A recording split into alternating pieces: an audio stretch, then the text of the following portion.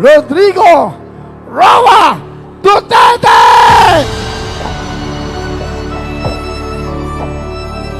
Lights, please, lights.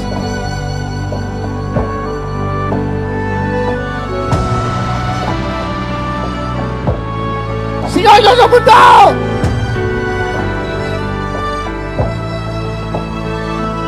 Ang nagmalasakit, nagmahal!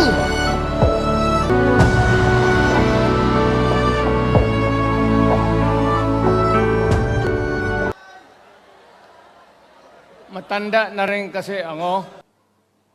No longer in politics. I am not a candidate. Nahirapan nga ako mag-akyat ng hagdanan. I am 80 years old. Hindi, 79 lang, pero hindi binibilang yan eh. Sabi malas daw. Pero nung itong lumabas itong People's Initiative, itong Congress, they would convert the Congress into a constituent body and propose the Constitution. Alinman dyan sa lahat, it will be submitted to the people for ratification. Ang problema dito, ako, Mr. President, Ma'am Lisa Araneta Marcos, hindi ninyo ako kalaban. Wala akong sinasabi ng masama. Hindi lang ako makakampanya noon. Alam mo, iniiwasan ko ito. Itong panahon na ito talaga ang iniwasan ko kasi mapipilitan ako ngayon magsalita laban sa gobyerno. Alam mo, Mr. President, hindi ako maghingi ng tawad. Kagawan mo yan eh. It is your responsibilities sa sarili mo. What you do in this world binds you. Iyo yan. Huwag mong sisihin ang ibang tao kasi sarili mong utak at katawan yan. Nung ako'y mayor, pinakitaan ako ng evidence ng PDEA.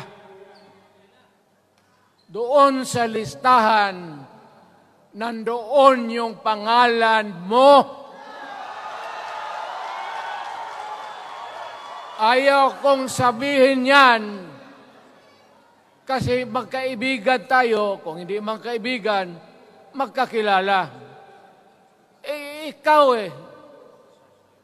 pumapasok kayo ng alanganin. Mr. President, baka susunod ka sa dinaanan ng tatay mo.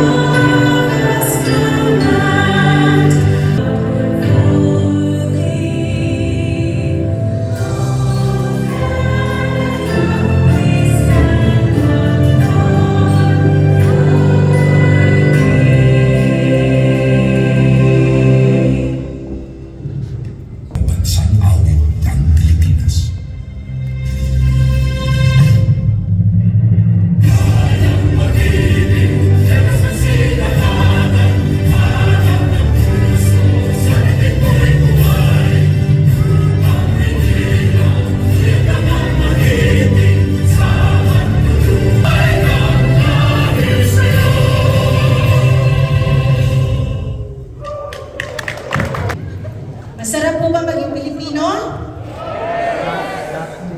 Yeah, let's have a gathering to show our support to our beloved former President, Rodrigo Roa Duterte. Di gumisip sa kagatawahan na nagiusa sa pagtuo, pagkampo alang sa among hinigugma na nasod ang Pilipinas.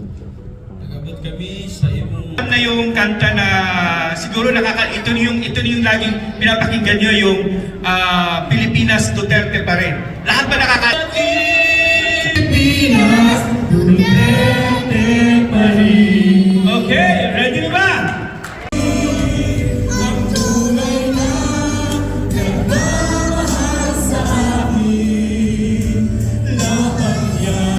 Pilipinas Duterte.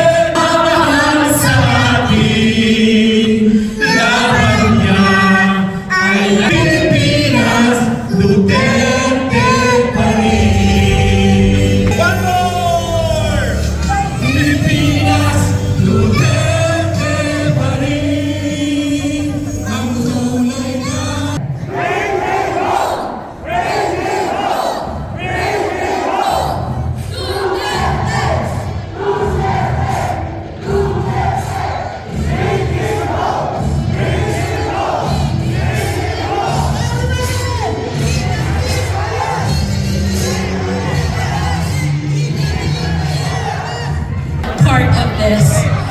Maraming salamat po sa mga Pilipino. You never left your country. You have never left. The spirit lives on. Working for. Palakpakan natin yung mga taga Davao City.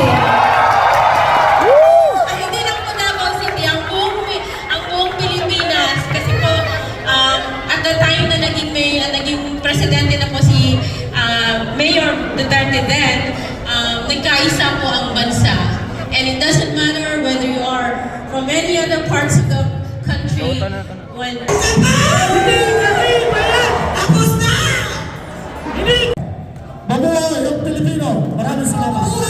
para sa bawat Pilipino. Nakita niyo ba yung passport niyo? Unang-unang passport yan na kaya natin itaas. Dahil ang passport natin ay nilagyan ng PRRD ng lupang hinirang. Di ba nakaka-proud?